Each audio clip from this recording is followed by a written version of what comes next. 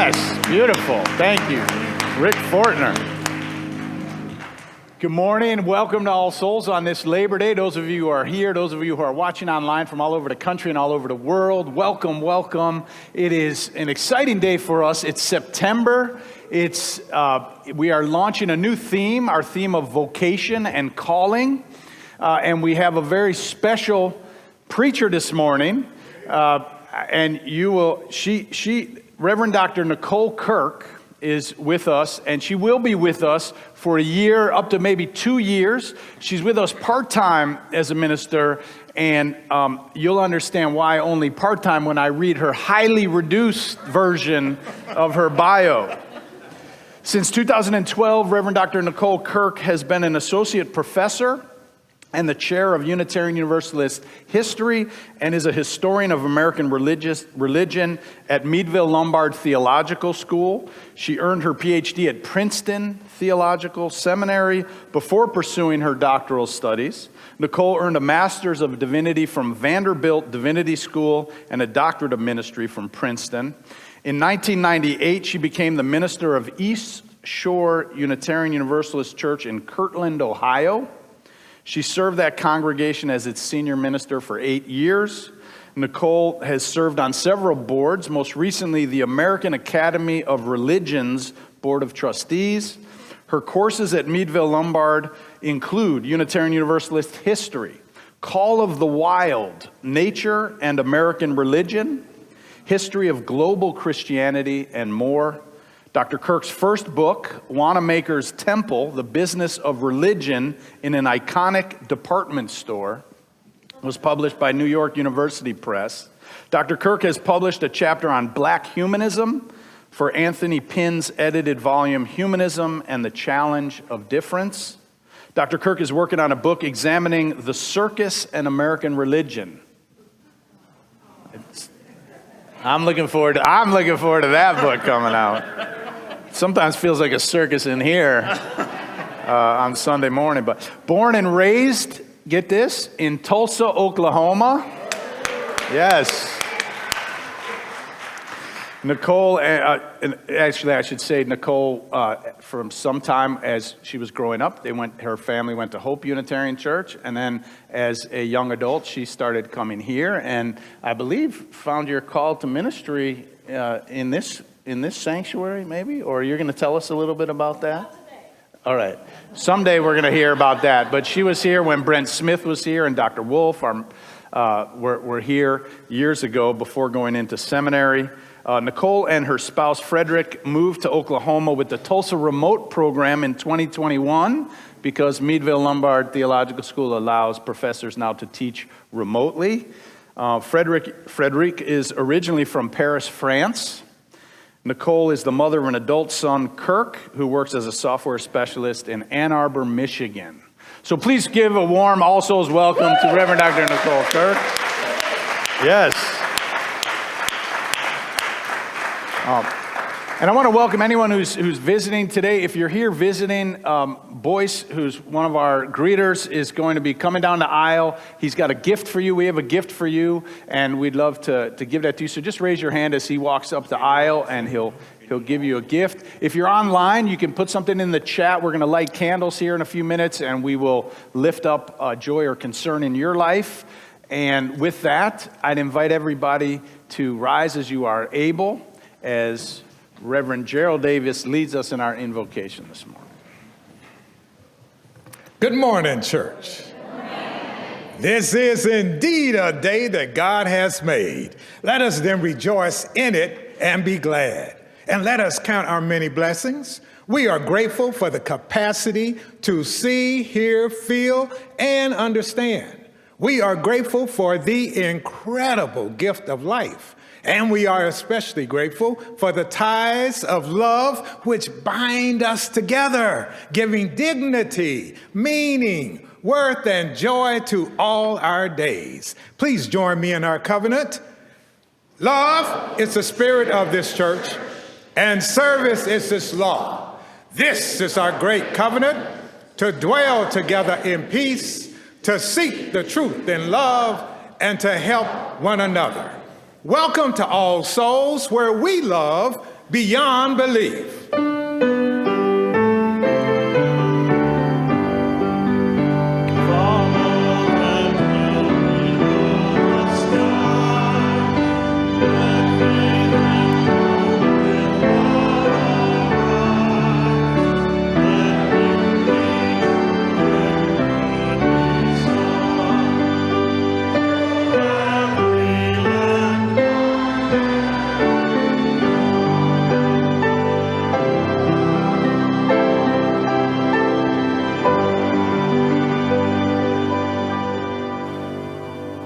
As our chalice lighter comes forward, please take a moment before you sit down to greet somebody around you and tell them, good morning, welcome to All Souls.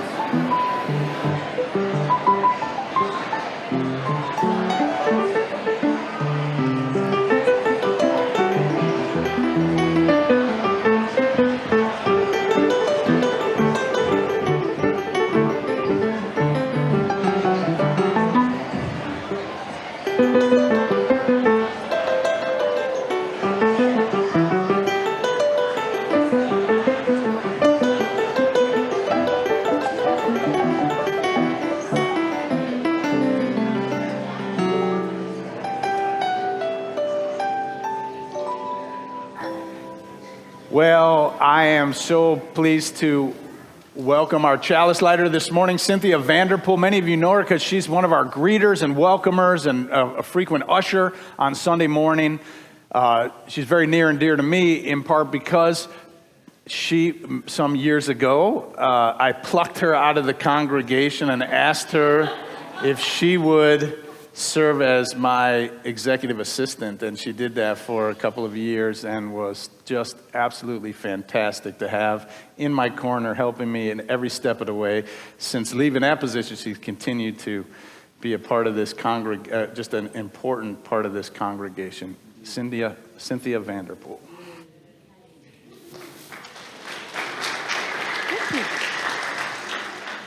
On this Sunday before Labor Day, we light this flame to honor all work. The work we do for pay, the work we do for love. The work we do to help others stay alive and thrive. The work we do to ensure people are paid fairly. They work reasonable hours and have quality lives. The work we do caring for the young, the old, and the infirm. The work we do to mentor, to educate, to advocate, and to enrich all lives. We light this chalice to honor all the work we do to make this a brighter world.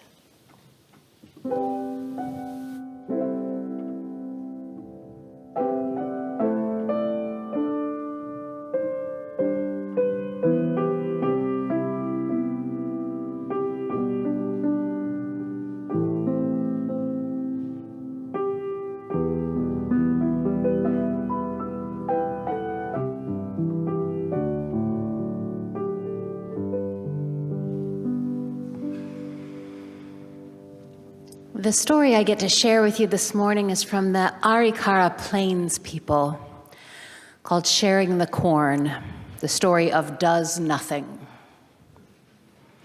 There was a time when the people of the plains did not have corn. No corn flakes, no corn bread, no corn chips, no corn relish, no creamed corn. No corn potato chowder, no corn on the cob, not even any popcorn. And because there was no corn, the people of the land relied on their hunters to bring buffalo to feed the people. Now, in this time, before corn, there was a child named Does Nothing. Does Nothing had two older brothers, Running Wind and Eagle Sight, and they were excellent hunters and provided well for their family. But Does Nothing had never been lucky at finding or hunting buffalo, and the people of the village considered him pretty useless. So that is why he was called Does Nothing. Every day he went out to look for buffalo, even though he was pretty sure he would not find any. One day, Does Nothing crested a high hill and looked down into a valley, and there, Standing on the flat between two rivers stood a bull buffalo facing in the direction of the north. And Does Nothing knew that there was no way he was going to get close enough to that buffalo to shoot it with an arrow. The buffalo would see him coming, so he watched, hoping the buffalo would move close enough to the trees where he could creep up on it. But the buffalo did not move. And when darkness came, Does Nothing had to just go back home. But Does Nothing was fascinated by the behavior. So he came back the next day. And when he looked down from that same hill, he saw the same buffalo standing in the same place, only this time it was facing east. And all day the young hunter waited for the buffalo to move. How could any animal stand still for so long without moving to eat or drink, without lying down to rest? Once again, though, it remained in that same spot until the sun set and Does Nothing could see it no longer. Does Nothing came back the next day and the buffalo was still there, only now it faced south, just as before it stood all day without moving. It stood so still that Does Nothing felt certain it would not move even if he came down from the hilltop toward it. Yet something inside him told him to watch and wait. And on the fourth day, when Does Nothing returned to his hilltop, he saw that the buffalo now faced west. Surely some great mysterious power was at work. And when Does Nothing returned home that night, he was so excited he could not sleep. Tomorrow, he said to himself, I will go down and see why the buffalo has stood so long without moving. And before the sun had risen, Does Nothing left the lodge and went to the hilltop, and the light of the new day spread over the beautiful land. But the bull buffalo was gone. Does Nothing ran down the hill and crossed the river, and the soft, moist earth of the flat plain was covered with a circle of tracks. And there in the center, the place where the great buffalo had stood, only one single deep hoofprint was there, and in the middle of a mound of earth. And from the center of that hoofprint grew a strange plant. Does Nothing looked closely at that plant. It was straight and green with wide, straight leaves. He'd never seen anything like it before. And he hurried back to his village to tell his chiefs and elders what he had found. And the chiefs and elders returned with him to that place. They saw the many buffalo tracks and the strange plant growing from the mound of earth. Surely, said the wisest of the elders, this is a gift from Wakanda, the great mystery. And just as the elders said that, the plant began to grow. A single flower grew on top of it, and just as a new growth began to appear on the side of the plant, and at the top of that new growth with pale yellow strands like hair, slowly the growth on the side of the plant changed color, turning from green to light brown, and Does Nothing stepped forward and gently placed his hand on the side of the plant and then brought his hands down to the earth. Wakanda, he said, I thank you for this blessing. Then he picked the fruit and stripped back the husk, and within the husk was a stalk covered with many red grains.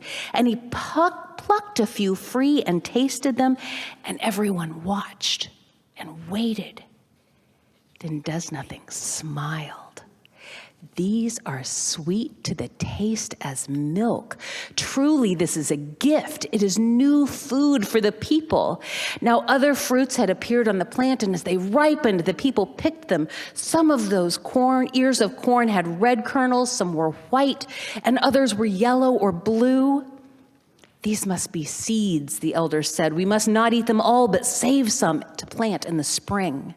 And when the next spring came, they returned to the place between the rivers where they made mounds of earth like the ones that the first mother cornstalk had grown in which each mound they planted 4 kernels of corn, one of each color, one for each of the 4 directions. That field of corn did not grow as quickly as the first cornstalk had grown, but it grew tall throughout the summer. Ears formed on the tall corn stalks, and when those ears turned brown in late summer, the people made their first harvest. As they gathered that harvest, they spoke words of thanks to Wakanda. They thanked the mother corn herself, and they thanked the bull buffalo who brought the corn. There was more than enough to feed all of the people throughout the winter. And Does Nothing saw all of this. My people, Does Nothing said, we must share this gift with the other people of the plain. And everyone agreed. An invitation was sent out to all of the people around them. All were invited to come to share in the harvest. And 6 other nations came, and they all ate together. And when they left, each of those nations took kernels of corn with them, so they could grow fields of their own. That is how the boy who had done nothing but watch and pay attention and notice did something great. That is how the mother corn came to the plains and was shared by all the people. I invite our children and youth to come to Sunday school, where we will talk about all of the things that we are called to do in our lives.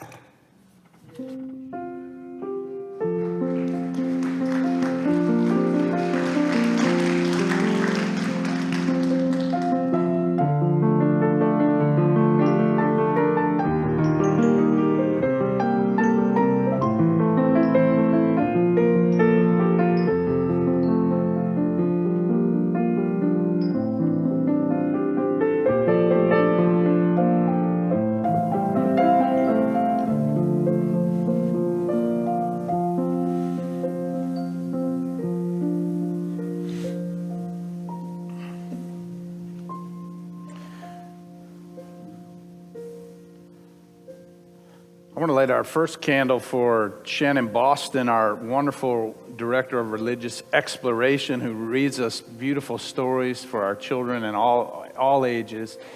I love that she weaves in stories, not just Bible and scriptures, but also stories from Native American traditions and world religions and other great teaching stories. I hope if you have a child in our program or a grandchild that you will talk to them about these stories on the way home as you're driving home from All Souls or throughout the week, because it's a collection of stories and morals and ideas that we can talk about across the generations. And it's so important to have those now, to have things like that. So that first candle's for her. I also want to light a candle today as Labor Day approaches tomorrow for all those workers. I think during the pandemic, everybody, if we didn't have a full appreciation for all those who do the good work of this world, we certainly did during the pandemic, seeing how so many risked their lives to keep everything going and to keep us healthy and alive. Also, from our members, Dorothy Shakota lost her cousin this week, and so we light a candle for her and her family. Her cousin Carolyn Mansker Blackwell died on Wednesday. And also from our member Dion Lambert, Dion and her mother, Marion Odom, and their family on the loss of Dion's brother-in-law, Richard Garrett, who died this week as well. I'm lighting a candle for Hunter Jameson, who is our front desk person here at All Souls, beloved by all of us. Today is the 1-year anniversary of the death of her father. So we're thinking about her and send her our love.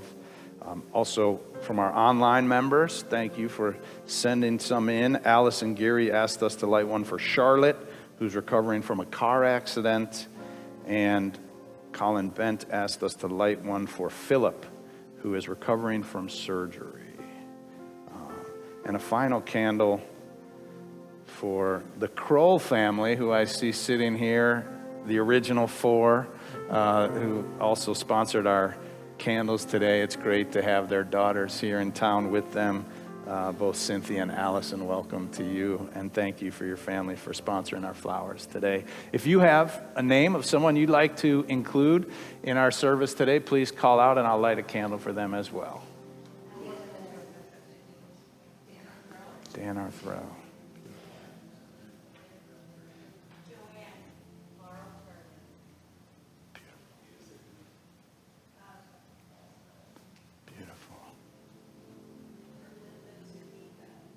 Zuniga.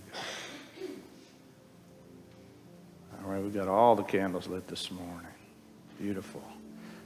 At this time, if if you are in the first year of mourning the death of a loved one in your life, or if today is the Sunday closest to the anniversary of the death of a loved one, we invite you at this time to stand in memory and mourning in silence until the spoken prayer begins.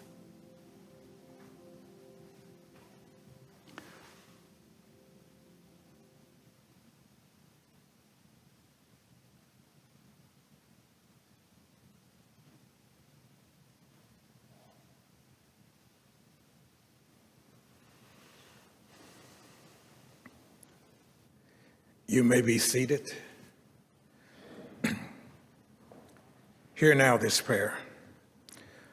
O gracious God, Spirit of life and love, we are gathered in love, and we are full of questions.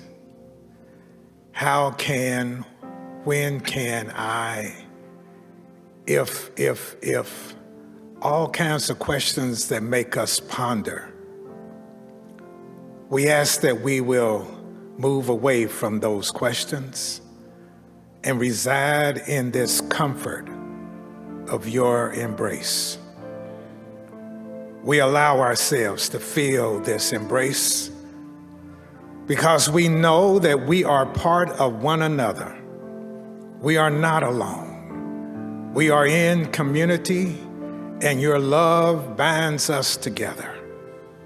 As we feel this love, we think about the things that keep us going, the labor that we do in order to maintain our homes and our activities, the labor that builds all the wonderful edifices around us, the labor that make sure our highways and byways are free of any kind of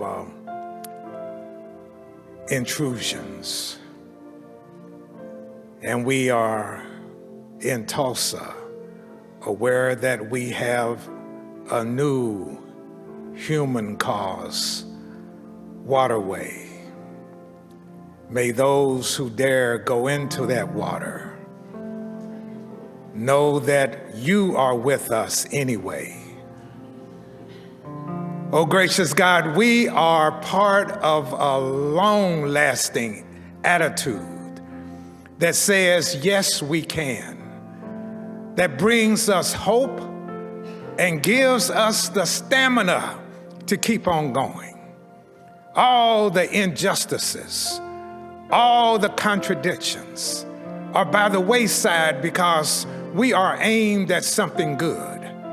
Keep us as we labor toward that good, giving folks who say how and why and when, that it will come if we continue to stay on this path. We are in this house of worship, in this sanctuary, knowing that we are safe, but we are also being filled up so that we can go out and do justice, go out and be generous, go out and love pluralism. Oh, gracious God, keep us in a place where people say, I want to be like you. Gracious God, in your holy name we pray this prayer. May all that hear it know that we are called to be who we are, authentically, uniquely ourselves. In your name we pray. Amen. Blessed be Ashe. May it be so. When I breathe in, I breathe in peace. When I breathe out, I breathe out love. When I breathe in, I breathe in peace. When I breathe out, I breathe out love. Sing it with me now. When I breathe, I breathe in peace. When I breathe out, I breathe out love. When I breathe in, when I breathe in, I breathe in peace. When I breathe out, I breathe out love. Just your voices, come on. When I breathe, I breathe in peace. Make your own harmonies. When I breathe out, I breathe out. When I breathe in, when I breathe in, yes, I breathe in. When I breathe out, I breathe out.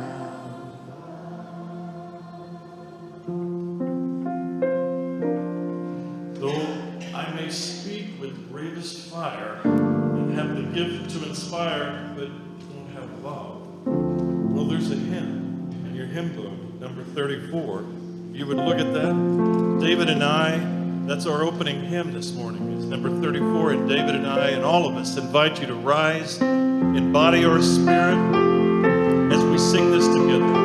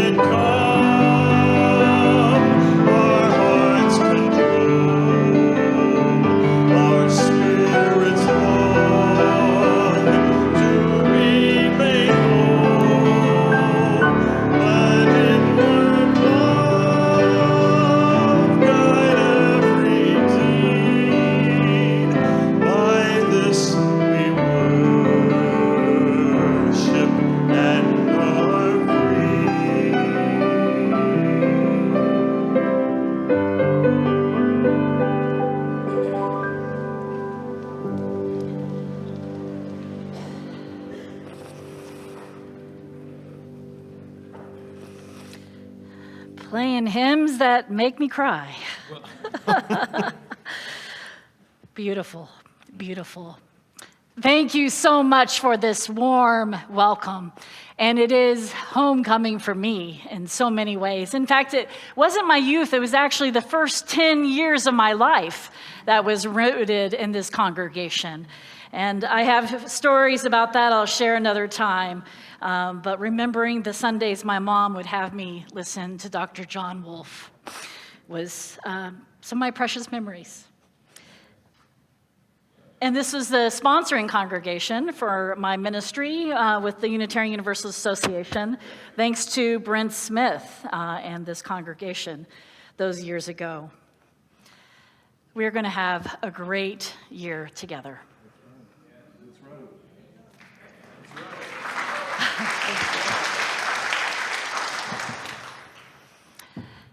On a steaming hot summer day 5 years ago, I was on the other side of the world in Japan, sweeping a gravel-covered path with a bamboo broom midway up a mountain in the Mie Prefecture, a place that is 2.5 hours by bullet train away from Tokyo.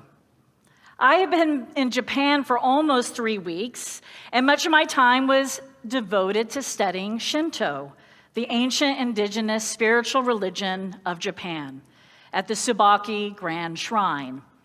Now, the Tsubaki Grand Shrine is a sacred site in Shintoism and has welcomed worshipers for over 2,000 years. And during my time there, I donned the white robes of a novice Shinto priest and joined over 20 priests and shrine maidens in their daily rituals and practices. Now, one ritual in particular took place every morning. In fact, a lot of Americans are often warned about this ritual so that you should attend and you should be a part of it. This ritual took place every morning as long as it was not raining. The novice priest would climb the hill to the main shrine to take up a broom and to start sweeping the gravel that led to the shrine's sacred sites. We swept away the leaves and the natural debris that had fallen from the trees the night before onto the gray gravel walkways. The novice priest swept next to the chief priest, the head priest, making small mounds of leaves and sticks to be carried away. Our morning ritual of sweeping was a daunting task. For you see, the Tsubaki Shrine does not sit in an open field with a forest in the distance. It sits in the heart of a forest, of towering red cedars and hundreds of trees, and in places the trees grow right in the middle of the path you're trying to sweep. And as you sweep the paths clean each morning, even on a summer day, leaves slowly float down around you. For the Shinto, the sweeping paths with the bamboo broom is not just sweeping. It is an important ritual of the shrine. Clearing away leaves from sacred paths is an act of purification of the shrine grounds, and a reminder that to each of us, we are a part of nature, and human beings are intimately connected to nature and the many expressions of the divine. Shinto priests teach that we are born shining, gleaming, and pure. We Unitarian Universalists might call this the spark of the divine or the holy. But the Shinto also teach that as we live our lives, we too gather debris and leaves of our actions, the actions of others, and negative places and spaces, what we might call oppressive structures and systems of injustice. And these elements obscure our harmonious connection with the natural world, with one another, and with ourselves. To return to this harmonious state, the Shinto teach we need renewal. We need renewal and a way to come back in harmony with nature and our own brightness. It was an appealing idea to me as I swept each morning. It was something I yearned for, coming back into harmony with myself and my life, and perhaps one of the reasons why I wanted to take that trip and to learn about Shinto, even though I'm allergic to shellfish. Japan and the allergy to shellfish is a challenge. After the morning ritual of sweeping, the sound of the tiger drum called the priest and the worshipers to gather in the main shrine for Chohai, the morning ritual, a service where two of the Tsubaki priests lead the worship of the divine beings called kami.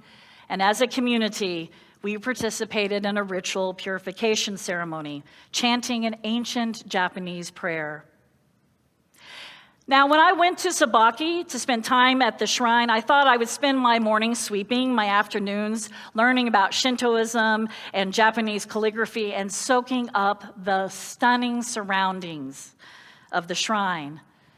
But the ancient purification rituals awakened the desire to pull away the layers of my life, the hurts and the pains and betrayals, the gifts, the joy, the wonder, and to re-examine my purpose and commitments again.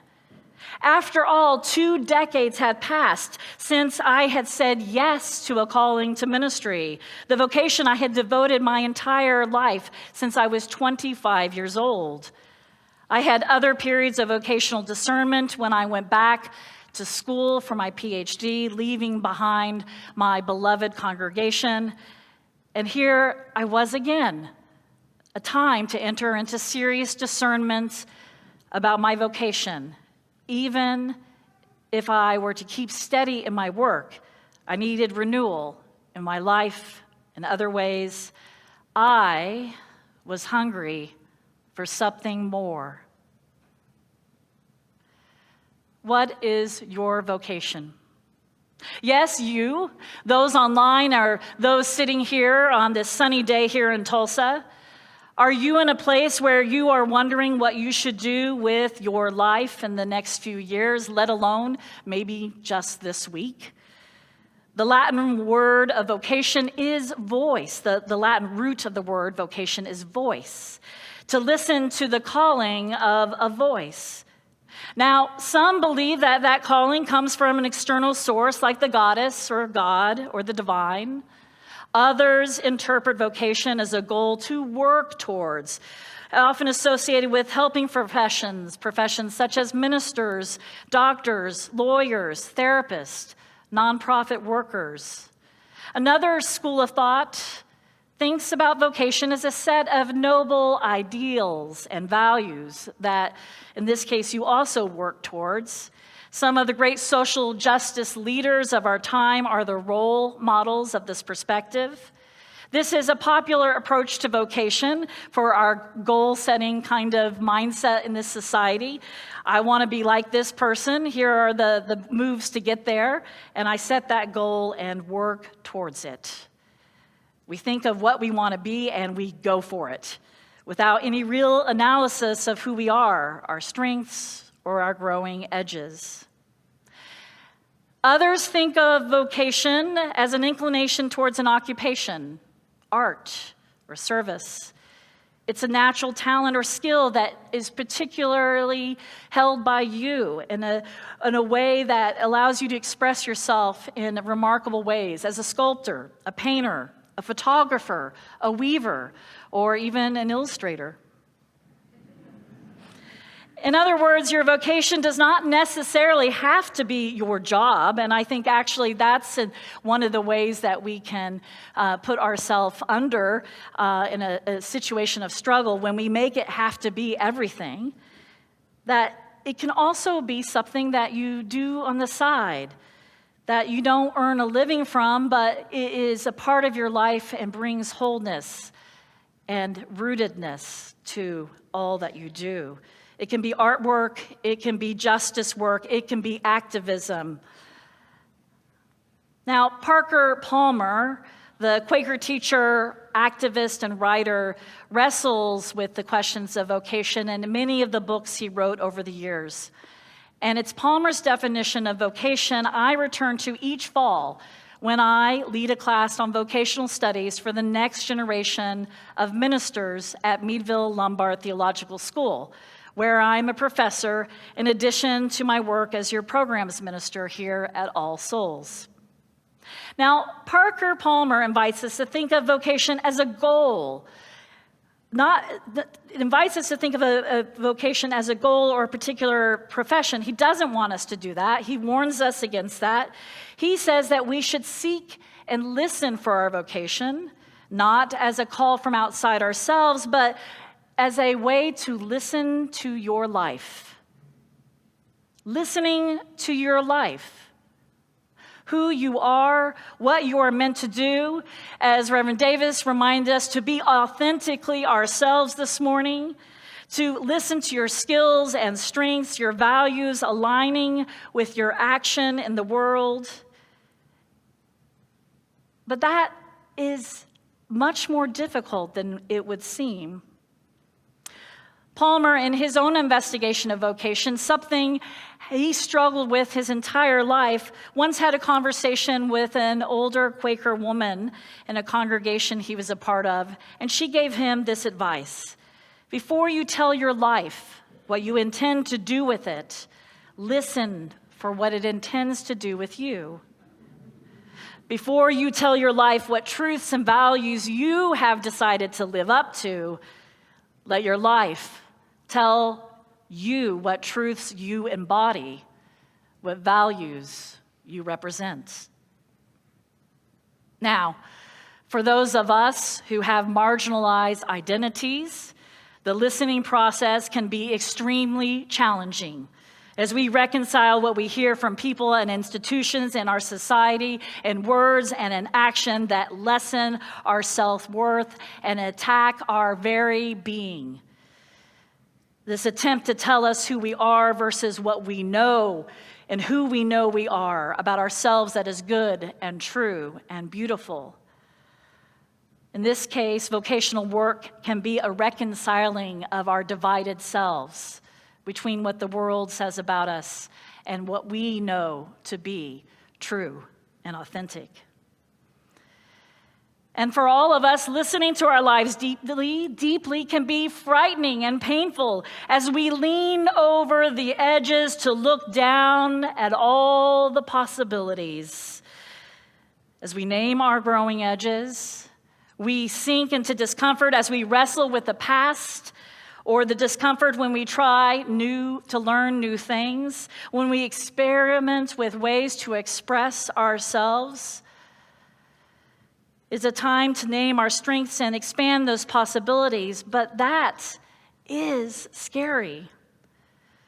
Most of the struggle with vocational discernment has been about that ear or our senses always turning back to the others. Parker Palmer has also observed that in the years of all the retreats that he has led, people have come up to him from time to time to share the notes that they take during retreats. Often these are spiritual discernment, vocational retreats. They show him the notes, and guess what the notes say?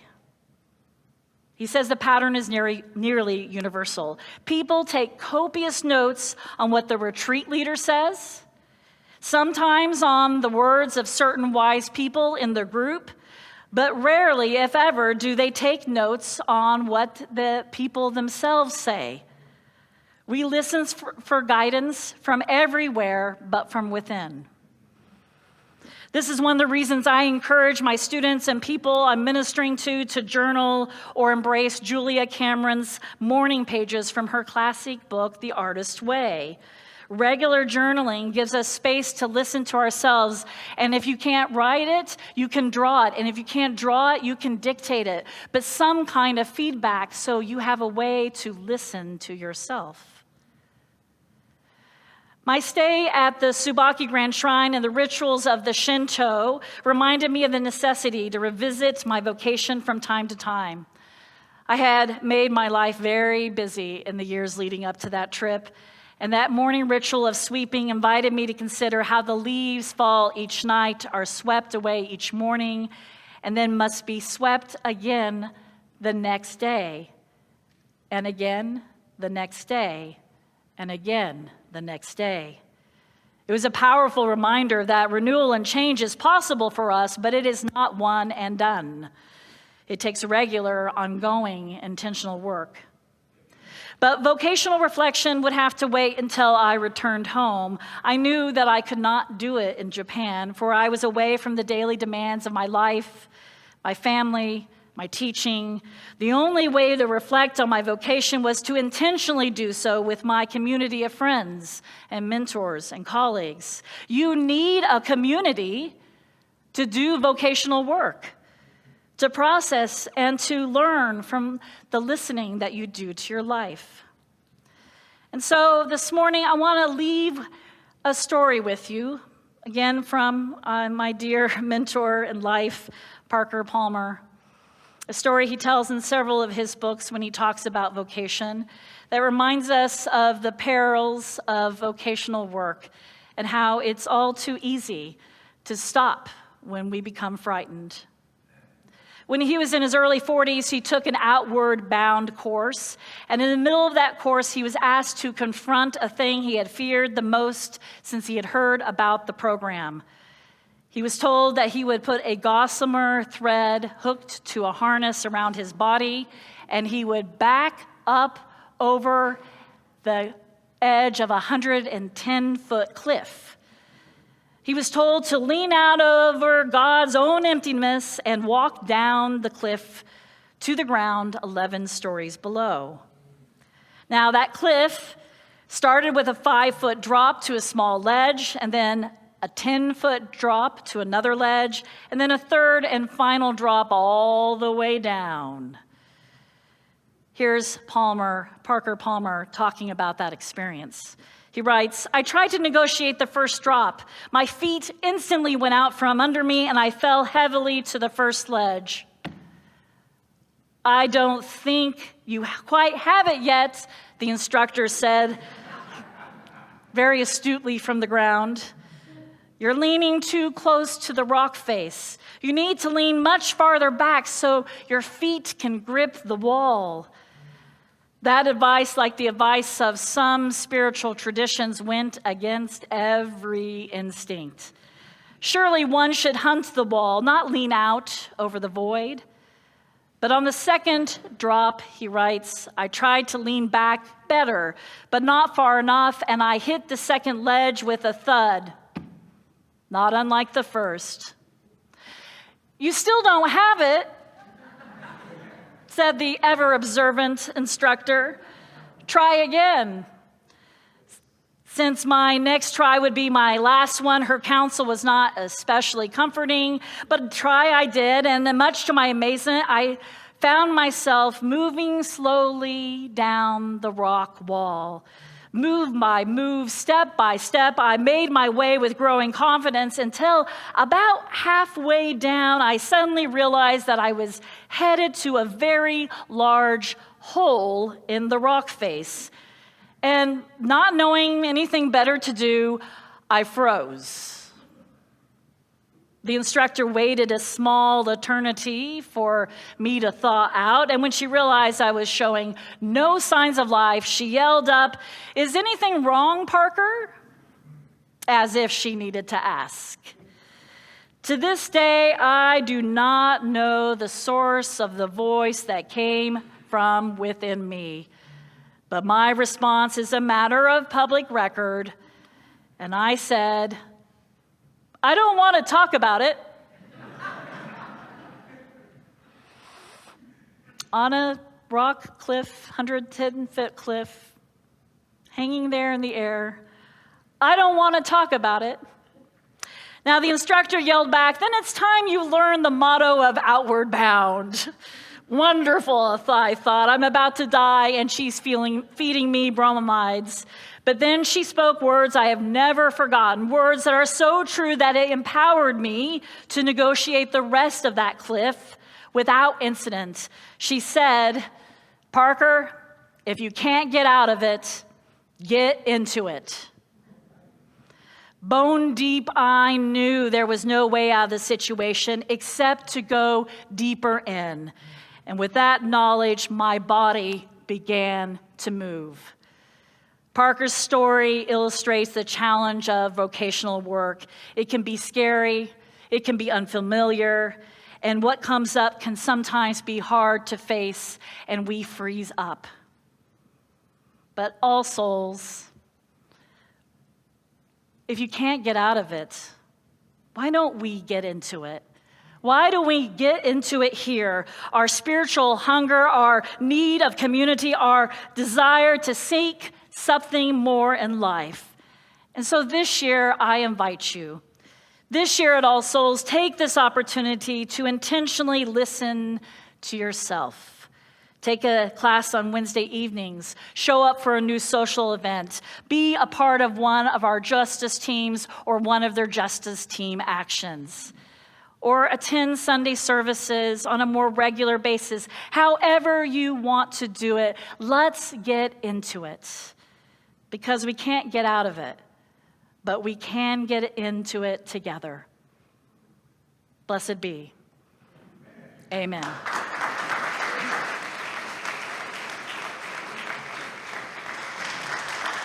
Our closing hymn is number 331, Life is the Greatest Gift of All.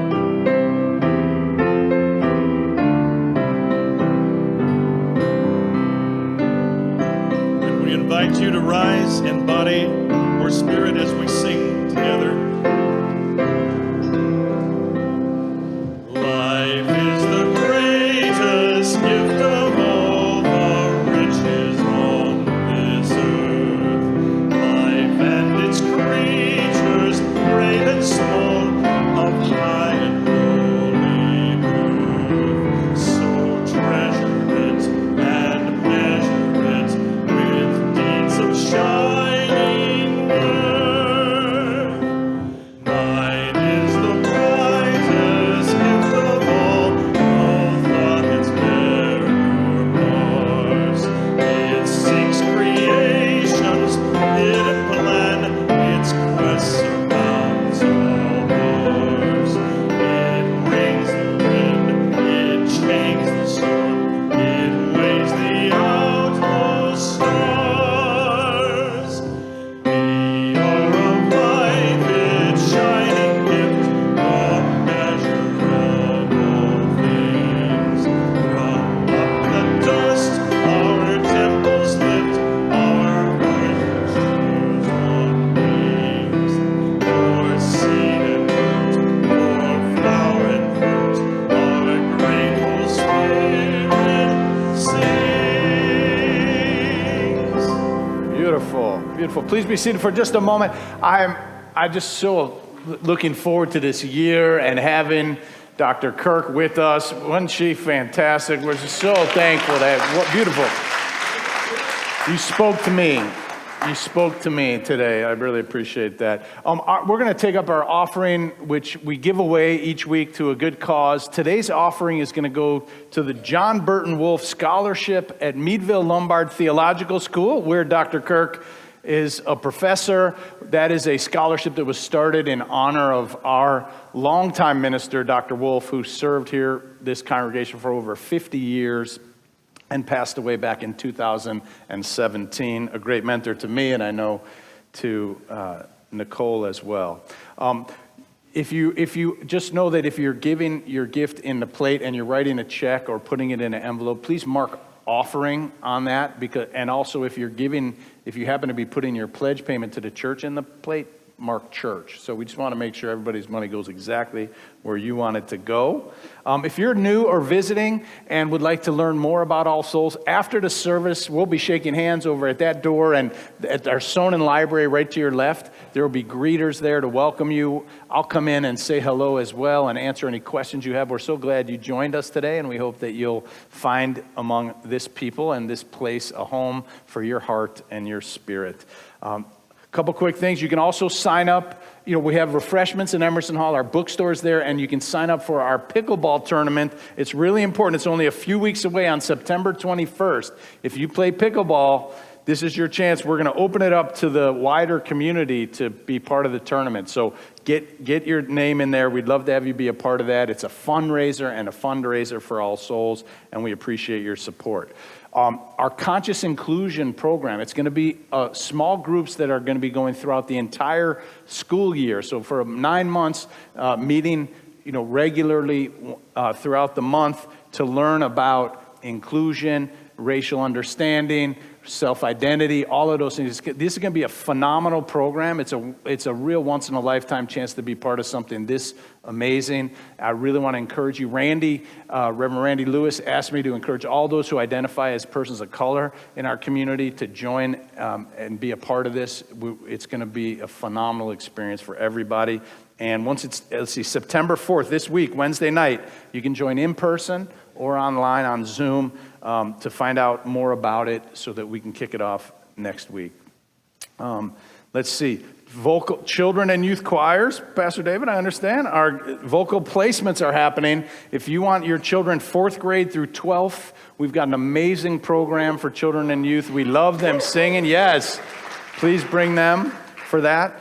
Next Sunday's Homecoming Sunday, so we want everybody to come. We're going to have a picnic on the lawn. We've got food. We've got a bounce house. They're going to be doing face painting with the kids and twisting balloons and all kinds of fun games. So come next Sunday and stay around afterward.